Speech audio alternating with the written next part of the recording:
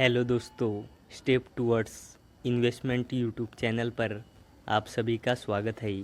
तो इस वीडियो में हम मल्टीपल शेयर के अपडेट के बारे में जानेंगे। तो सबसे पहले बात करते हैं हिंदुस्तान एरोनॉटिक्स लिमिटेड के बारे में।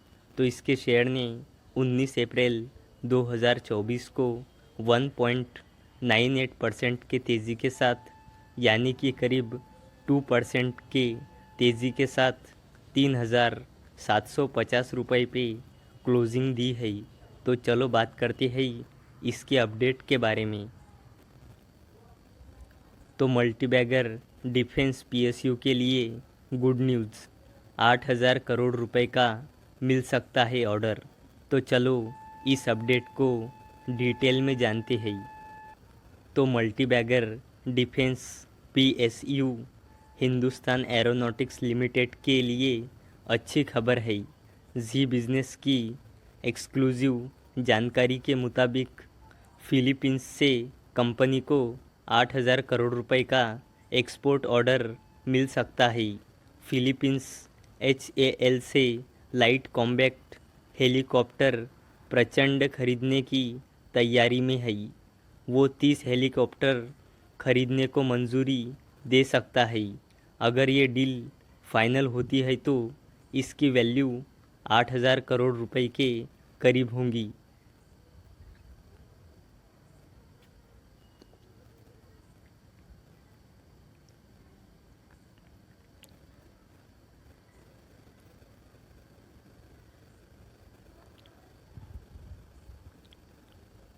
एक्सक्लूसिव रिपोर्ट के मुताबिक 30 प्रचंड हेलीकॉप्टर की डील लगभग आखिरी चरण में है। बता दें कि फिलीपींस ने भारत से ब्रह्मोस सुपरसोनिक क्रूज मिसाइल की भी खरीदारी की है, जिसकी डिलीवरी पूरी हुई है। ये डील 375 मिलियन डॉलर की थी। ये करार साल 2022 में किया गया था। इस मिसाइल को DRDO ने रूस के साथ मिलकर डेवलप किया है। अब बात करते हैं Aditya Birla fashion and retail limited के बारे में। तो इसके शेयर ने 19 अप्रैल 2024 को 0.83% के तेज़ी के साथ 231.65 रुपये पे क्लोजिंग दी है। तो चलो बात करते हैं इसके अपडेट के बारे में। तो Aditya Birla fashion and retail के बोर्ड ने मधुरा फैशन एंड लाइफस्टाइल के डीमर्ज को दी मंजूरी। शेयर होल्डर के लिए क्या बदलाव, तो चलो इस अपडेट को डिटेल में जानते हैं। तो Aditya Birla fashion and retail limited के बोर्ड ने मधुरा फैशन बिजनेस के Aditya Birla fashion and retail limited से वर्टिकल डीमर्जर को मंजूरी दे दी। अब मधुरा फैशन बिजनेस एक नई एंटिटी होगा जिसका नाम Aditya Birla lifestyle brands limited होगा। इस कंपनी को डीमर्जर पूरा होने पर अलग से लिस्ट कराया जाएगा। इससे पहले कंपनी के बोर्ड ने 1 अप्रैल की मीटिंग में मैनेजमेंट को मधुरा फैशन और लाइफस्टाइल व्यवसाय के वर्टिकल डीमर्जर का मूल्यांकन करने की जिम्मेदारी दी थी। कंपनी ने एक बयान में कहा कि डीमर्जर से Aditya Birla fashion and retail के शेयर धारकों के लिए महत्वपूर्ण वैल्यू अनलॉक होने की उम्मीद है, क्योंकि हर लिस्टेड एंटिटी की अपनी अलग पूंजी संरचना, स्वतंत्र विकास पथ और वैल्यू क्रिएशन के अवसर होंगे। डीमर्जर को NCLT व्यवस्था योजना के माध्यम से लागू किया जाएगा। इसके पूरा होने पर Aditya Birla fashion and retail limited के सभी शेयर धारकों के पास दोनों कंपनियों में समान शेयर होल्डिंग होंगी।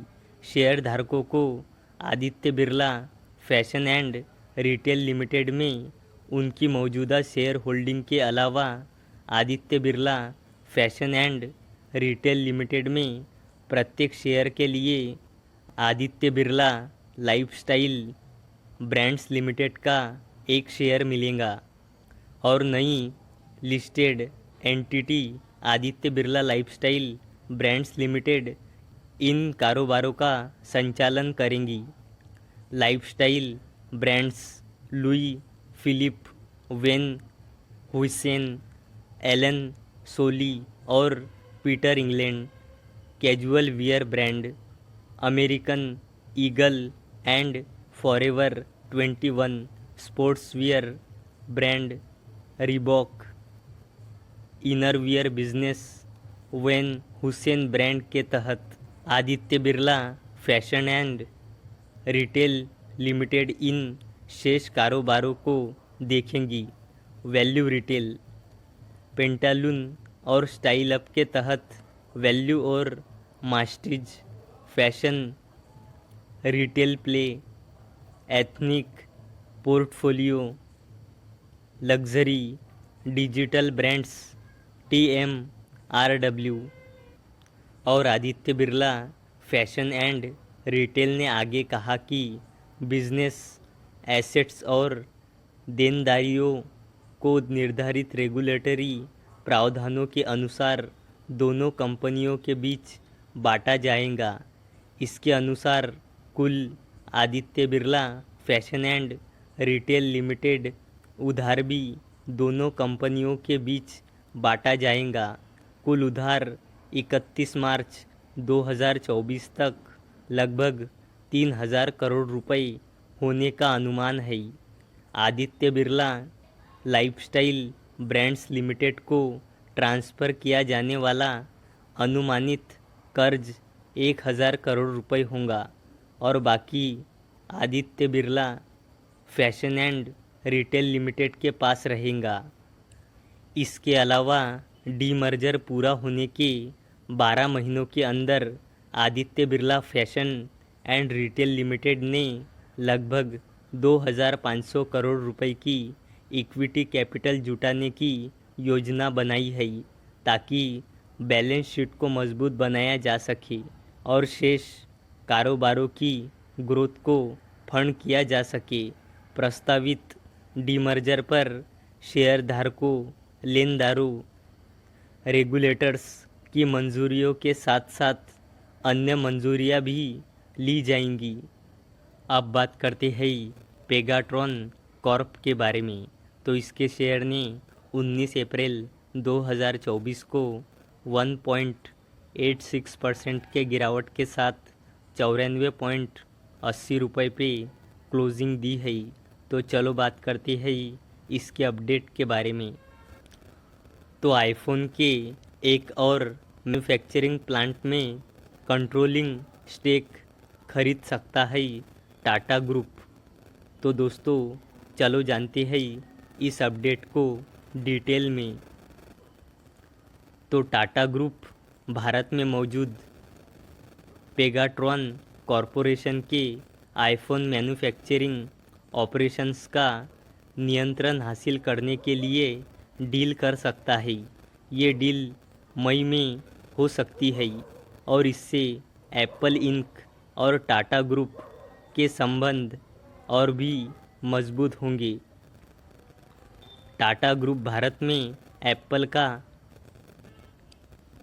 हैंडसेट असेंबल करने वाली इस ताइवानी कंपनी में कंट्रोलिंग स्टेक खरीदने के लिए बातचीत कर रही है। मामले से वाकिफ़ सूत्रों ने बताया कि ये बातचीत निर्णायक दौर में है। तो आईफोन का प्रोडक्शन प्लांट तमिलनाडु की राजधानी चेन्नई के पास मौजूद है, जबकि एक और प्लांट का कंस्ट्रक्शन वर्क चल रहा है।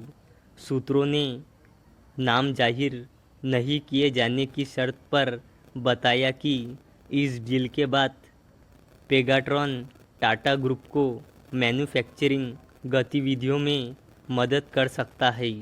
डील पूरी होने के बाद टाटा इलेक्ट्रॉनिक्स लिमिटेड पेगाट्रॉन के ऑपरेशंस को चलाएंगी। इससे पहले भी दोनों इकाइयों के बीच बातचीत की खबरें आई थी। इस बारे में पूछे जाने पर टाटा ग्रुप के प्रतिनिधि ने कुछ भी कहने से इनकार कर दिया, जबकि पेगाट्रॉन ने भी कुछ टिप्पणी नहीं की। ये बातचीत ऐसे वक्त में हो रही है जब एप्पल भारत में अपना उत्पादन बढ़ाने के लिए हर मुमकिन कोशिश में जुटी है।